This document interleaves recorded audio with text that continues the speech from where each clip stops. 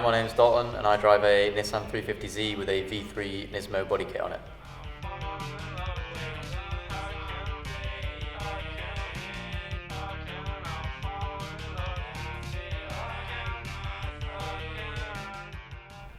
Yeah, I've always been into cars, always been a bit of a petrol head. Started off riding bikes at a young age and eventually discovered the world of cars and got highly obsessed with it. So the 350, it was one of those cars that I've always enjoyed looking at growing up and was kind of like a dream, probably fueled by Fast and Furious.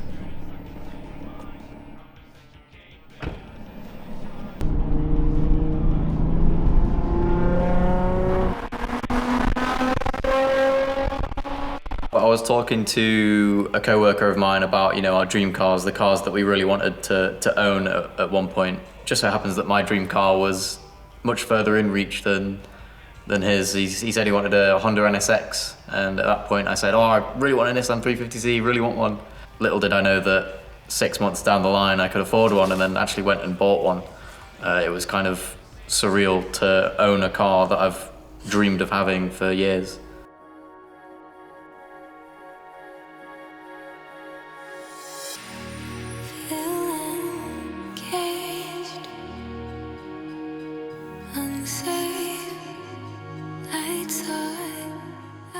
The search kind of went alright. It was the first car that I actually went and viewed, and then it was the first car that I bought as well.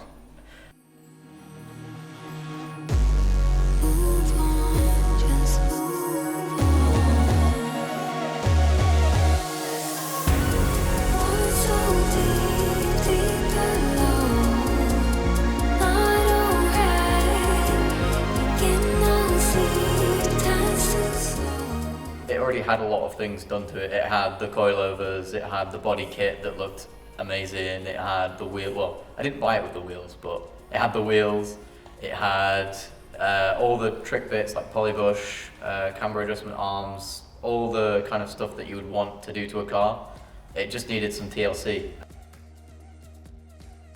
The back arches were rotten way past the lip, like very visible, very rusty. So John from Rebel Classics actually recut all the back arches and resprayed the whole car. The body kit originally fitted awful on the back end. It was sticking out in all sorts of areas.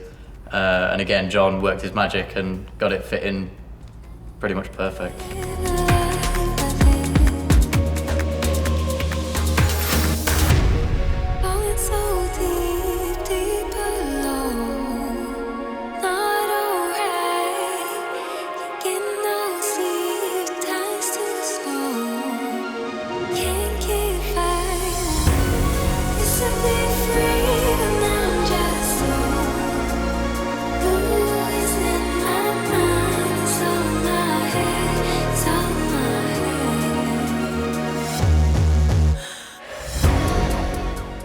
So when I first got the car, I didn't actually drive it back. I got my dad to drive it because I could not get insured on it at the time.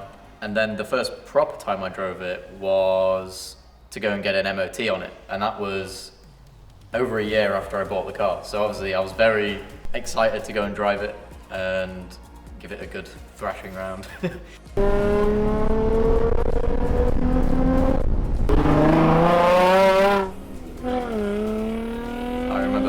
So many dreams about just driving the car and just having fun in it. And it did scare me a little bit as well, because going from a Ford Fiesta EcoBoost with 140 brake into a rear-wheel drive, 276 brake horsepower car, it's quite a big jump. So it definitely was a bit scary, but I got used to it quite quick.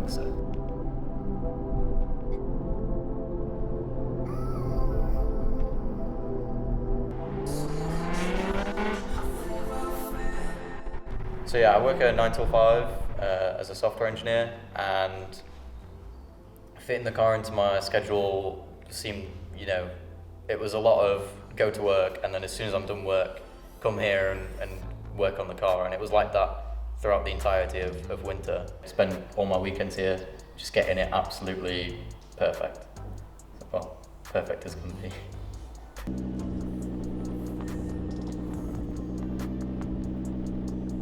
be honest, I enjoyed working on it a lot. That was most of my enjoyment, and when I got it back up the road and realised that it was burning oil, I was a bit like, ooh, like, you know, a bit excited to just do more work with the car. Other than that, I love just driving it and hearing it when you're, you know, going down the road, and I like going up into the Peak District and, you know, driving it around there and finding some nice roads to go and thrash it on. It's pretty much done as it is, other than, you know, fixing the burning of the oil. I'd be tempted to maybe squeeze a bit more power out of it. I wouldn't ever go forced induction because I feel like it'd be a bit too much for me. Other than that, I might put like bucket seats, harness, turn it into a bit of a street track kind of car, like in between, so that it's comfortable to drive on the roads, and it's also got that like track aggressive element to it as well.